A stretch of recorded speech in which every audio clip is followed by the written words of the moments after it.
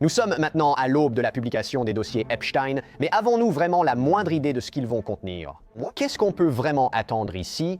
C'est ce dont je veux parler, et aussi, quelles sont les éventuelles exceptions dans cette publication? Quel est le message contradictoire apparent du ministère de la Justice? Nous allons essayer de tout clarifier pour vous dès maintenant. Bienvenue dans Sidebar, présenté par Law & Crime. Je suis Jesse Weber.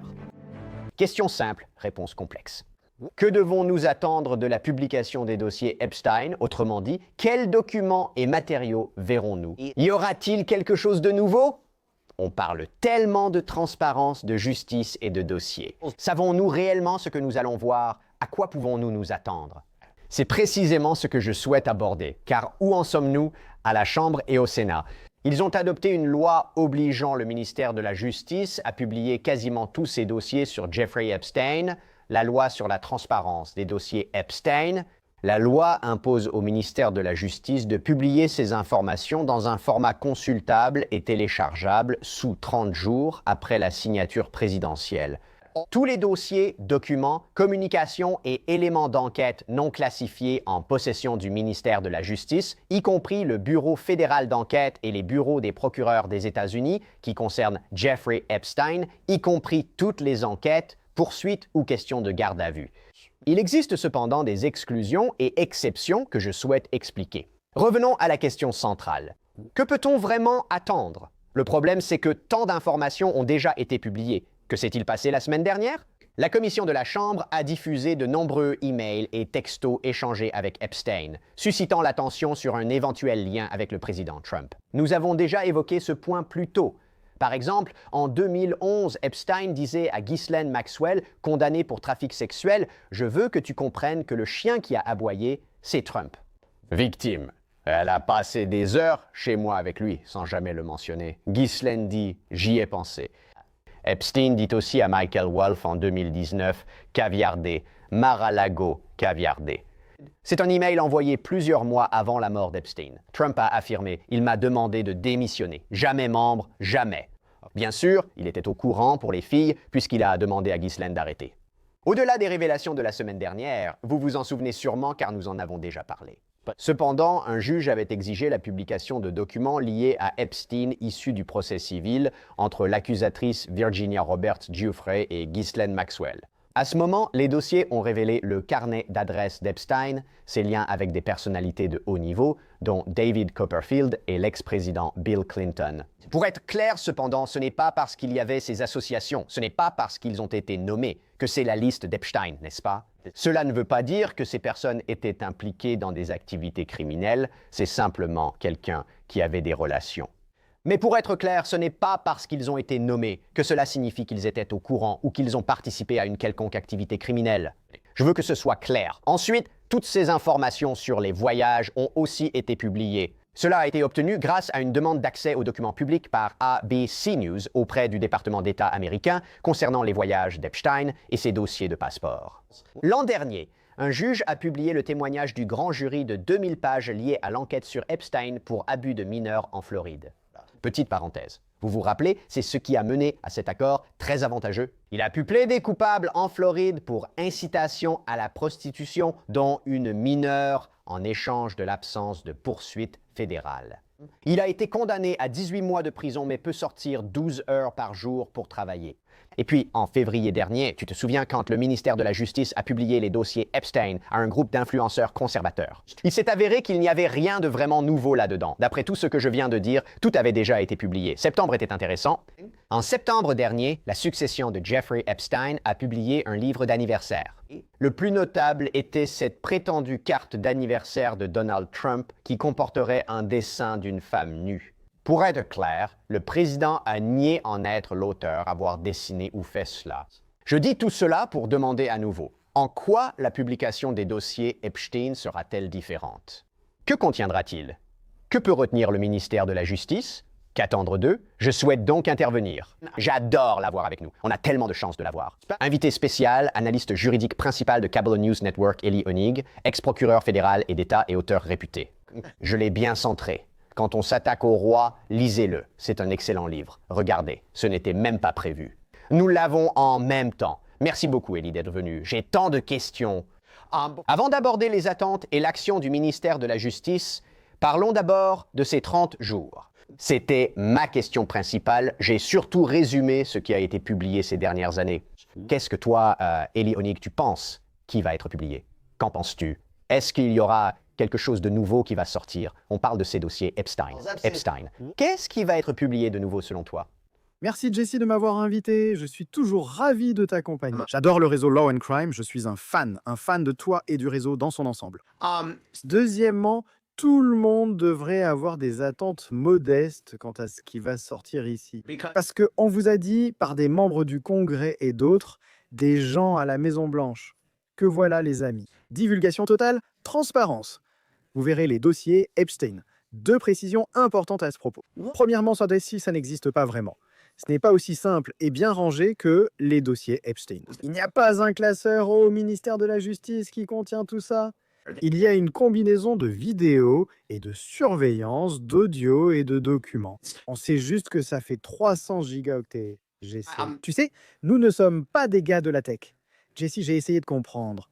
C'est l'équivalent de milliers de livres audio ou numériques. Donc c'est une quantité énorme. Mais ce n'est pas comme s'il y avait un truc simple où il suffit d'appuyer sur envoyer et hop, voilà, on a tout.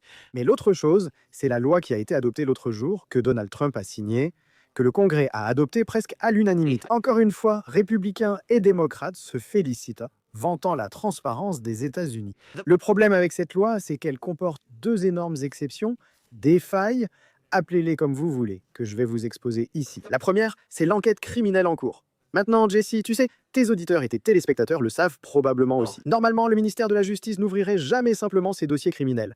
D'accord, tout le monde, entrez. Voilà, jetez un coup d'œil. La seule raison pour laquelle cela se fait ici, c'est qu'il y a tellement d'intérêt public que cela a abouti à l'adoption d'une loi. La loi précise que si des enquêtes criminelles sont en cours, le ministère de la Justice n'est pas tenu de les révéler.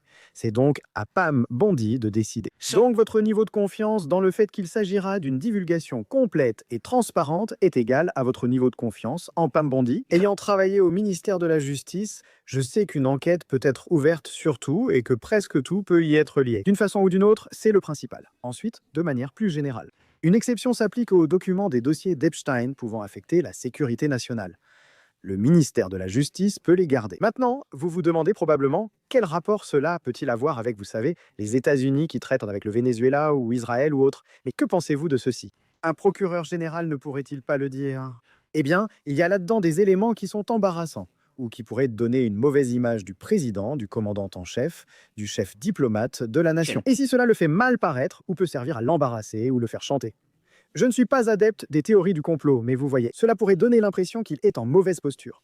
Cela pourrait compromettre notre sécurité nationale. Par conséquent, je vais retenir cela. Ce sont les deux grandes failles. Et enfin, Jesse, on ne le saura pas. Ce n'est pas comme si Pam Bondi devait agir comme le font parfois les avocats. Nous faisons un registre de privilèges en disant « d'accord » à l'autre partie. Voici une description de certains documents que j'ai retenus parce qu'ils sont confidentiels. Nous n'aurons pas ça. Nous ne saurons pas ce que nous ne savons pas.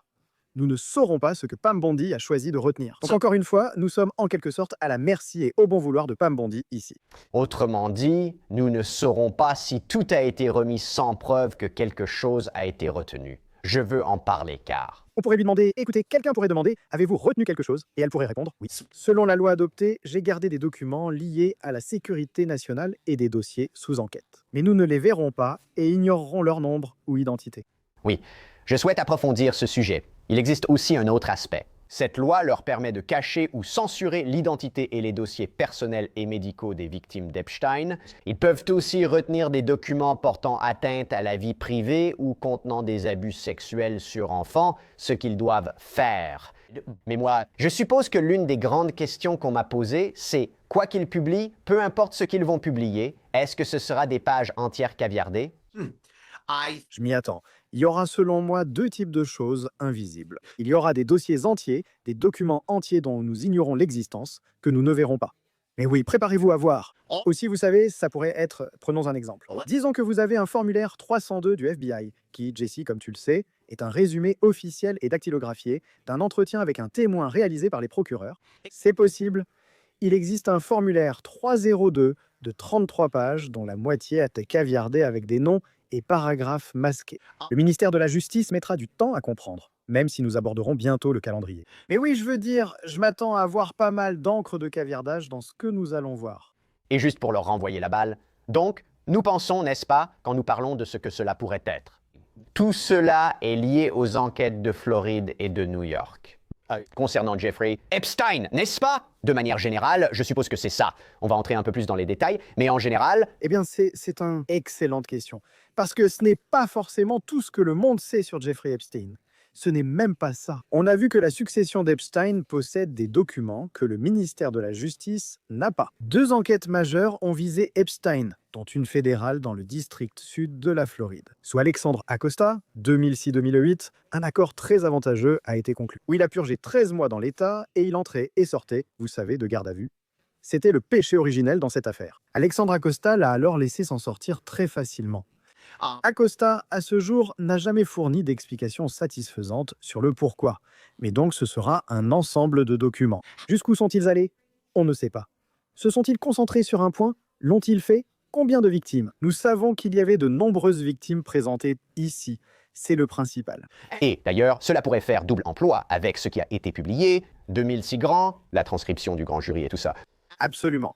La deuxième catégorie, le deuxième lot de documents, c'est quand tout cela a refait surface en 2019, c'était parce que Donald Trump avait nommé Alexandre Acosta. Je crois que c'était secrétaire au travail. Soudain, on a dit, n'est-ce pas lui qui a laissé passer Jeffrey Epstein en 2007-2008? L'affaire Epstein est revenue. Franchement, Jesse, je n'avais jamais entendu parler de Jeffrey Epstein avant 2019, sûrement parce que je ne vivais pas en Floride. En 2019, Alexandre Acosta devient secrétaire du cabinet Trump. L'affaire refait alors surface. Passons au second volet. Le Southern District of New York, mon ancien bureau à New York, reprend l'enquête. Cette enquête inculpe Jeffrey Epstein pour un éventail de faits beaucoup plus large. Il meurt en prison, puis l'année suivante, Ghislaine Maxwell est inculpée et jugée. Ce sont ses dossiers. Encore une fois, la question reste, jusqu'où sont-ils allés? Ont-ils interrogé 50 ou 3 victimes? Jusqu'où sont-ils remontés dans le temps? Ce sont les 2 types d'informations détenues par le ministère de la Justice. Et très rapidement, voici ce qu'ils ont en leur possession. En d'autres termes, il y aura des gens qui regarderont cela et diront « Attendez une minute ». Tout ce qui concerne Epstein n'est pas forcément inclus, car des rapports ont déjà été publiés. Des accusations antérieures suggèrent que certains matériels n'auraient pas été obtenus par les autorités ou le gouvernement fédéral. Bien sûr, on ne peut pas tout avoir avec les fédéraux. Et vous savez, je suppose qu'il y a une question ouverte. Comment? Et l'une des critiques pourrait bien être celle-ci, qui ressort de tout cela. Eh bien, pourquoi ont-ils regardé de façon aussi étroite? Je ne sais pas, je suppose qu'on verra bien. Oui, il y a des documents que la succession possède et que le ministère de la Justice n'a pas. Il y a potentiellement des documents que les victimes possèdent et qu'ils n'ont pas. Oui, il y a eu plusieurs procès civils, donc cela dépend uniquement de ce que possède le ministère de la Justice, qui n'a aucune obligation. Et je suis sûr qu'ils n'ont pas constitué plus de dossiers, même s'ils enquêtent en de soi-disant sur de nouvelles affaires en sort maintenant. Mais cela ne sortira pas, parce que c'est en cours. Vous savez, cela concerne une enquête en cours. J'en parlerai dans une minute. Gardons cela en tête en discutant de nos attentes. Que s'est-il passé en juillet? Le FBI et le ministère de la Justice ont publié un mémo conjoint, je cite. Le ministère de la Justice et le Bureau fédéral d'enquête ont examiné en détail les dossiers liés à Jeffrey Epstein. Cet examen n'a révélé aucune liste de clients incriminante. Aucune preuve crédible n'a également été trouvée indiquant que Epstein ait fait chanter des personnalités en vue dans le cadre de ses actions. Nous n'avons pas découvert de preuves pouvant justifier une enquête contre des tiers non inculpés. Nous allons maintenant parler de ce que Pam Bondi vient de dire lors d'une conférence de presse concernant cette enquête dans le district sud de New York dans un instant. Mais Ellie, parlons maintenant de la publication de ces dossiers après les déclarations du gouvernement en juillet. Qu'est-ce que cela implique? D'accord, nous n'allons vraiment rien voir de sensationnel liant des personnes à une activité criminelle? Est-ce que cela veut dire, est-ce qu'on le sait? Et est-ce qu'ils ont vraiment tout examiné à 100%? Ou peut-on vraiment croire cette déclaration en juillet? Ça dépend de la version de Pam Bondi et de Kash Patel à laquelle tu choisis de croire, non? Parce qu'ils ont tous les deux eu 3 versions complètement différentes, avant, pendant et après leur prise de fonction comme procureur général et directeur du FBI. C'était tout. J'ai hâte de transmettre ça, dit Kash Patel. Mets dans ton pantalon de grand garçon, quoi que ça veuille dire. Pam Bondi, les dossiers sont sur mon bureau. Souviens-toi, Pam Bondi a organisé sa fête de lancement à la Maison-Blanche où elle a distribué des classeurs. C'était la première phase. Divulguer. Nous sommes le parti de la transparence. Puis vient la phase 2, comme tu l'as dit, Jesse, cet été. En juillet, Post Memo disait, en fait, non, il n'y a rien à voir ici, rien d'autre à faire. Je vais supposer qu'ils espéraient que ça s'arrêterait là. Mais en fait, cela a eu l'effet inverse et a poussé les gens à dire Vous vous moquez de moi? Après des années de promesses, maintenant vous dites qu'il n'y a rien. Nous sommes à la phase 3, qui revient à la phase 1. Oh non, maintenant nous avons. Oui, monsieur, nous lançons toutes ces nouvelles enquêtes sur Bill Clinton et Reid Hoffman. Et oui, nous sommes tous en faveur de la divulgation complète, de la transparence et tout ça. Maintenant, quant à ce que nous allons voir, mon meilleur avis est que, écoutez, la question fondamentale. Je pense que tout le monde est intéressé. Je crois que les victimes veulent surtout savoir qui d'autre, en dehors de Jeffrey Epstein et Ghislaine Maxwell, a mal agi. Nous savons qu'ils sont des criminels, nous savons qu'ils étaient les chefs de file, mais ils ne pouvaient pas être les seuls. Et soyons un peu plus précis. Les gens veulent savoir quels hommes puissants ont eu des relations sexuelles avec des mineurs. Et je pense que ce que nous allons probablement voir sera un peu différent de cela. Ce sera dans la lignée de ce que nous avons vu avec Larry Summers, n'est-ce pas? Ce qui est embarrassant, dégoûtant, ridicule, c'est la correspondance entre lui et Jeffrey Epstein. Mais rien, d'après ce que j'ai vu, ne suggère que Larry Summers ait commis un crime dans ses emails. Stacey Plaskett, représentante des îles Vierges à la Chambre des représentants des États-Unis, a eu des échanges gênants avec Jeffrey Epstein. Il lui souffle des questions lors d'une audition au Congrès qu'elle pose ensuite à Michael Cohen et à l'écrivain Michael Wolff, n'est-ce pas? Des échanges absurdes avec Jeffrey Epstein, il prépare des réponses relations publiques, etc. Je pense qu'on va voir beaucoup plus de ça. Je pense qu'on va voir des gens puissants embarrassés et peut-être que ce sera mérité. Mais je ne pense pas qu'on va obtenir des documents qui vont nous faire dire « Oh mon Dieu ». Cela prouve ou suggère fortement que cette personne a commis un crime fédéral. J'imagine que ce genre de choses relèverait de l'enquête criminelle en cours, exception. Et en ce qui concerne les preuves vidéo ou photographiques, cela entre dans cette exception. Si cela montre des mineurs en train d'être abusés, cela ne sera pas rendu public. Mais je me demande, est-ce qu'il y aurait un genre de document récapitulatif indiquant ce que ces vidéos ou ces photos montrent? Mais je veux dire, je ne me ferai pas trop d'illusions là-dessus. Oui, je veux dire, ils ne sont pas obligés, ni le ministère de la Justice. Si, disons, ils ont une vidéo qui, Dieu nous en préserve, montre un enfant en train d'être maltraité, je pense qu'ils retiennent simplement cette vidéo. Je ne pense pas qu'ils doivent écrire une note d'avertissement. Encore une fois, c'est comme un registre de privilèges. Certaines formes. En contentieux, si une partie retient des documents, il faut au moins prévenir l'autre. Nous retenons un document datant d'environ cette période parce qu'il montre quelque chose, vous savez, peu importe. Je ne pense pas que le ministère de la Justice aura à faire cela. Je ne pense pas que nous allons le faire. Ils peuvent le faire, mais pourquoi le feraient-ils? Donc je ne pense pas qu'on saura vraiment ce qu'ils ont retenu. Et qui ou qui non peut-être? Oui, au fait. Tu as raison, la troisième catégorie d'exception est incontestée. Ils doivent retenir les informations qui révéleraient l'identité des victimes, compromettraient la vie privée des victimes, ainsi que les documents qui seraient criminels en eux-mêmes. Si des abus sexuels sur des enfants sont montrés, cela doit être noté. Je doute que quelqu'un s'y oppose. Certains demandent « D'accord, dites-nous qui sont les adultes dans ces documents. Mais laissons cela de côté un instant. Et je vais parler du calendrier de tout ça et de ce à quoi on peut s'attendre de la part du ministère de la Justice. J'aimerais avoir votre avis sur quelque chose, d'accord? Parce que, oui, vous l'avez mentionné avec une précision totale, qu'ils ne vont pas divulguer des informations si cela risque de nuire ou d'entraver une enquête criminelle en cours. Cela doit être strictement encadré. Mais le président a ordonné à Pam Bondi d'ouvrir une enquête. Il l'a écrit sur Truth Social.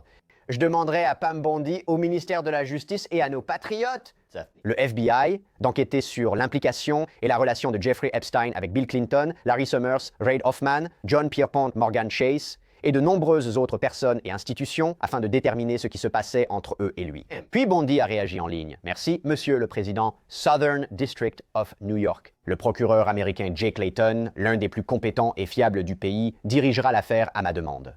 Comme toujours, le département agira avec urgence et intégrité pour répondre au peuple américain.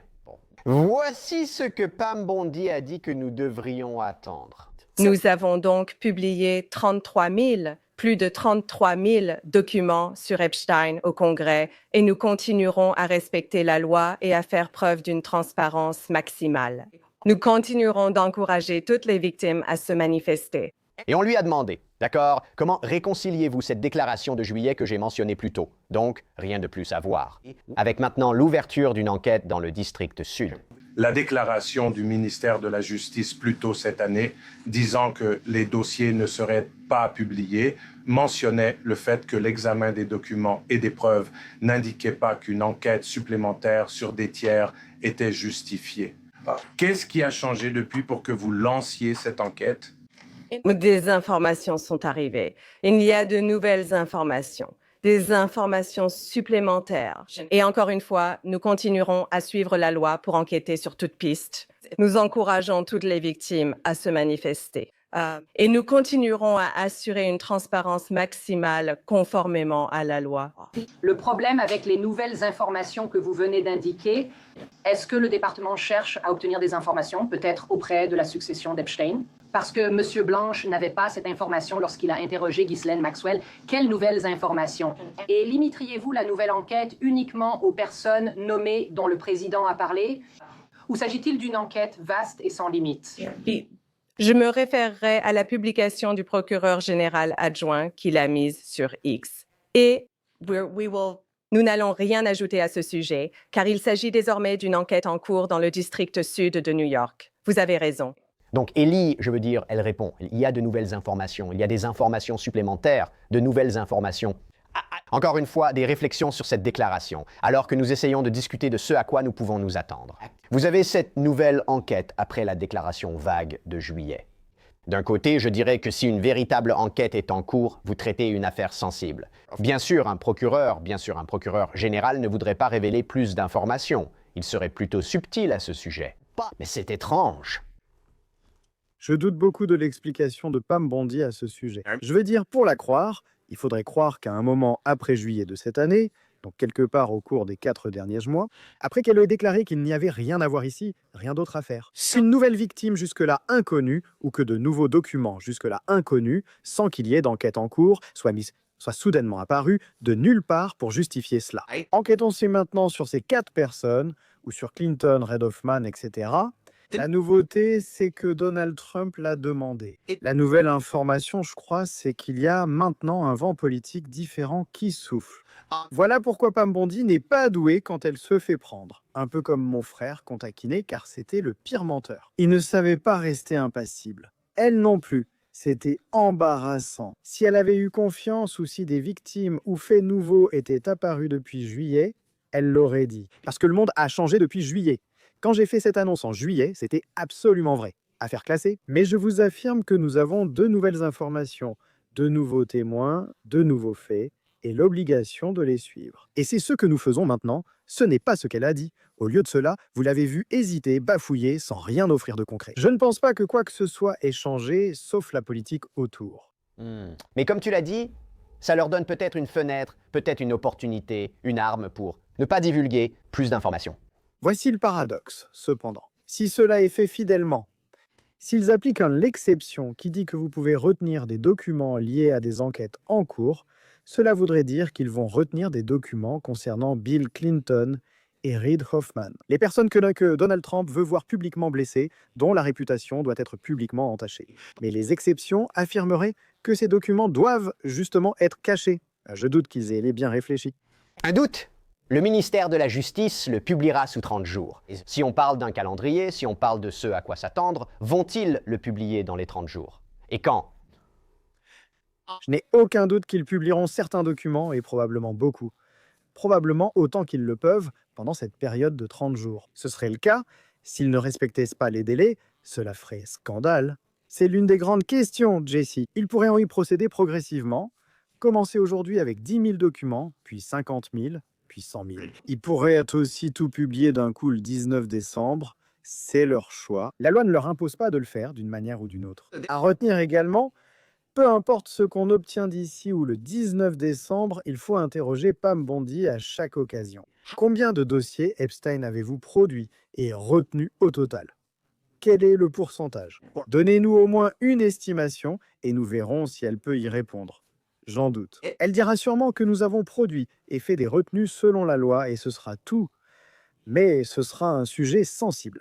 Vous savez, s'il publie 150 000 pages le 19 décembre, vous, moi et le monde n'auront aucun moyen de le savoir. Est-ce que cela représente 98% du dossier? Est-ce que cela représente 53% du dossier? Et c'est une question qui, je crois, lui sera posée constamment jusqu'à ce que nous obtenions une réponse.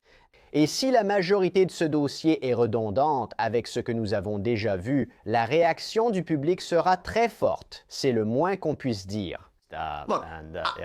Je pense que la chose fondamentale que le public a du mal à accepter, et moi aussi, C'est là où j'en suis. Aussi, c'est l'idée que seuls Epstein et Maxwell sont les seuls coupables, les seuls qui méritent des poursuites pénales ici. Et je ne sais pas, j'aimerais pouvoir dire le contraire, mais je ne sais pas si nous aurons un jour une réponse satisfaisante lors des poursuites concernant qui d'autre pourrait être impliqué. Je devrais préciser que pour les crimes fédéraux de trafic sexuel d'enfants entre États, il n'y a essentiellement pas de prescription. Donc c'est théoriquement possible. S'ils prouvent qu'une autre personne a participé au déplacement intra-étatique d'un mineur pour abus sexuels. Des poursuites, oui, sont théoriquement possibles. Voici un exemple rapide. L'acte d'accusation de Ghislaine Maxwell, qui est tombé en 2020, l'accusé de faits qui se sont principalement déroulés de 1994 à 1997.